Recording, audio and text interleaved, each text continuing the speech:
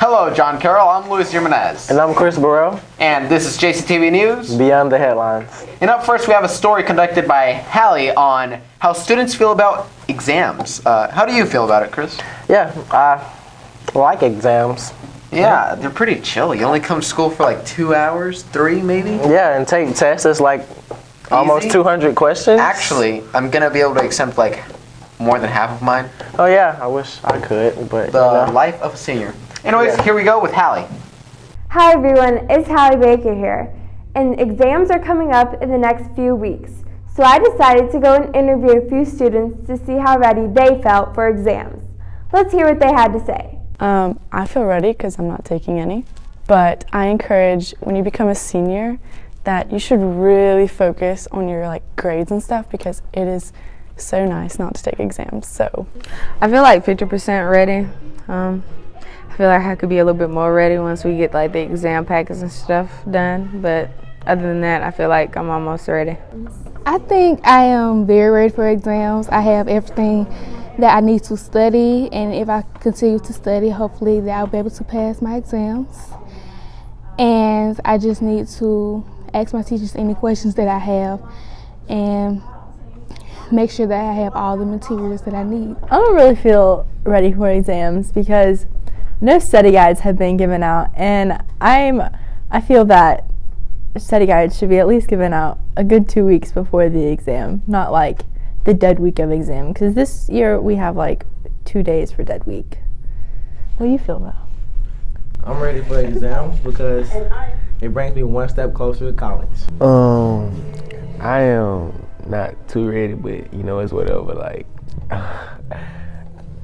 I just gotta, you feel me, get back on that grind and steady, you feel me. But right now, you feel me, I can't even steady because my mind everywhere right now. So I'm gonna just try to get back on that grind though with these books and this dead week coming up, so I'm gonna just, you feel me, get my mind in that. So yeah.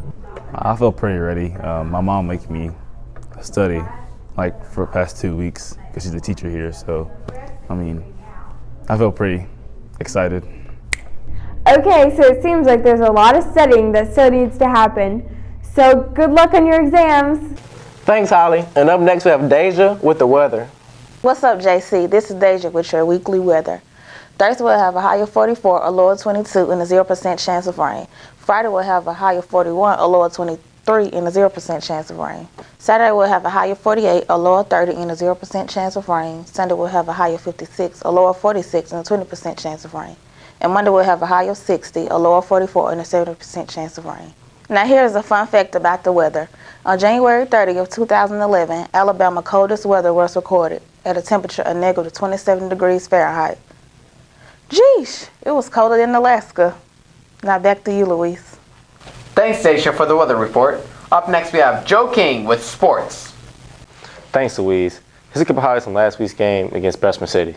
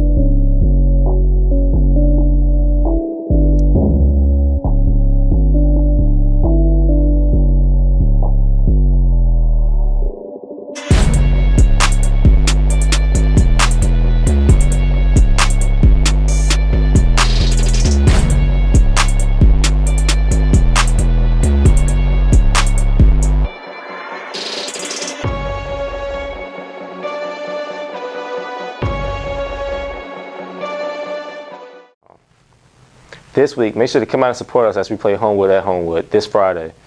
Go Cavs. Back to you, Louise. Thanks, Joe. And up next, we have our school president, Noah Smith. Thanks, guys. It's Noah coming to you from DC. This weekend we have our first indoor meet, so pray for your athletes. This morning, Kairos signups happened, so everybody pray for everybody who has been signed up for Kairos. It's a great experience. The Fashion Club is having a drive on Thursday, so make sure you bring in something so you can wear your Christmas tie and your Christmas socks. And then this Friday, everybody will wear a tacky Christmas sweater for the Advent program. Thanks, guys. Back to you. Help, I've fallen and I can't get up.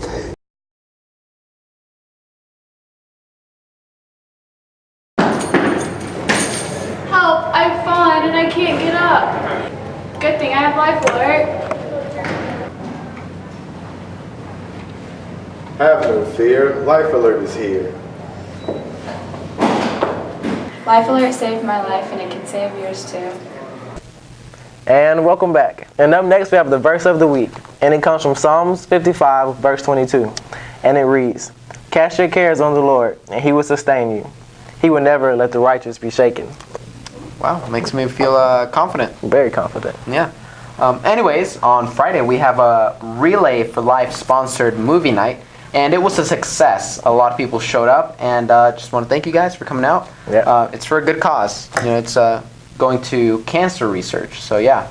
And anyways, talking about movies, we are gonna have Will Beasley reviewing Fantastic Beasts and Where to Find Them.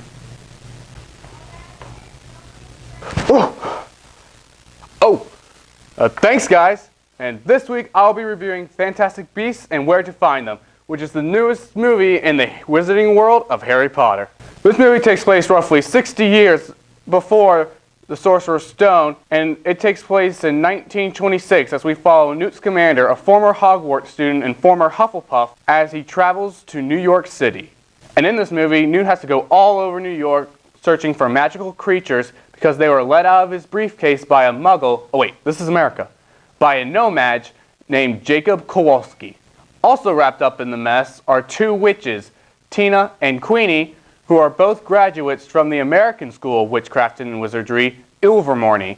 But unfortunately, they don't let us know what houses they were in, but just based off of their characters, I think it's safe to assume that Tina was either a Thunderbird or a Wampus, and Queenie, I'm pretty comfortable in assuming that she was a Puckwudgie, which is the best Ilvermorny house. On top of all that, there's also a lot of other stuff going on in this movie, like the issue with the Second Salemers, who are an organization of no-mages that notice a thing off or two that's caused by the wizard community, and they have set out to eliminate all magic and magic users. Then we also learn about a new type of person in the wizarding world of Harry Potter. On top of the pure-blooded wizards, half-blooded wizards, mud-blooded wizards, squibs, and muggles, we also now have obscurials that are wizards or witches that when they are a young age repress their magic, and because of this it explodes out of them, and due to this they do not live much past the age of 10. And then on top of that, we have the Magical Congress of the United States of America, or the MACUSA, and their fight against Gellert Grindelwald, who at this time period is the most powerful dark wizard. And it's also nice that this movie just assumes you've seen other Harry Potter movies, as they don't waste a bunch of time explaining what a lot of magical things are that most people in the audience already know about. Fantastic Beasts and Where to Find Them is just fantastic. I give it a 9.4 out of 10. Back to you, Luis and Chris. Thanks, Will. And up next, we have Kyla talking about Pearl Harbor. Thanks, Chris and Louise. And today is December 7th. And on December 7th, 1941, was the bombing of Pearl Harbor. And I interviewed Mr. Gillespie to tell us a little bit more about it. The attack on Pearl Harbor was an attack by the Imperial Japanese Navy on December 7th, 1941, in which they used 6 aircraft carriers along with numerous other ships to get within range of the United States Naval Base Pearl Harbor, Hawaii. And their goal was to take out, to attack, and destroy the American Pacific Fleet of the United States Navy, which was anchored in Pearl Harbor, which was the headquarters, the forward operating headquarters of the United States Pacific Fleet. That was the goal of their attack, was to destroy that fleet, and they very nearly did. The attack on Pearl Harbor happened because the Japanese had been at war in China since 1937, and Japan needed war material to fight that war, namely oil and rubber. And these were two resources that the Japanese did not have. So in order to get those resources, Japan had to import them. They had imported oil, scrap metal, and rubber from the United States. But in 1941, the United States embargoed, they cut off the supply of those things to the Japanese. So the Japanese would have to get new sources of oil and rubber and other natural resources, because Japan does not have much in the way of mineral resources or petroleum. So they wanted to invade the Dutch East Indies, present-day Indonesia, and British Malaya, which is present-day Malaysia. If they did that, though, they knew they would encounter the United States Pacific Fleet. So Japan, in an effort to prevent that fleet from interfering with their conquest in Southeast Asia, decided to preemptively attack the United States naval base at Pearl Harbor in an effort to take the United States out of the war at the very beginning of the war and prevent them from launching a counterattack. The effect on the event was the United States, which was brought into World War II, something that was very controversial in the months leading up to the attack on Pearl Harbor on December 7th, 1941. The country was very, very divided over whether or not we would enter the war. Of course, most of the focus of those discussions had to do with Germany and its war in Europe at the time with both the United Kingdom of Great Britain and the Soviet Union. Americans were not really looking towards the Pacific, but what it did do was it got the United States into World War II with most of the country united behind the military, behind the government. And Pearl Harbor, the result of it, it was not as great a victory for the Japanese as they had hoped. It was not a knockout blow to the United States. It did hurt the United States for a long time, for about a year before the United States could build up its naval resources in the Pacific. But in the long run, it was a horrible disaster for the Japanese because they had angered the United States, and the United States had a industrial capacity and had the natural resources that dwarfed what they had in Japan. And Japan failed to sink the American aircraft carriers. They sank the American battleships and damaged American battleships in Pearl Harbor, but they didn't sink the aircraft carriers. And the aircraft carriers were going to be the key to the American victory in World War II. The Japanese were unable to take those out at Pearl Harbor, and they came back and defeated the Japanese 6 months later at the Battle of Midway.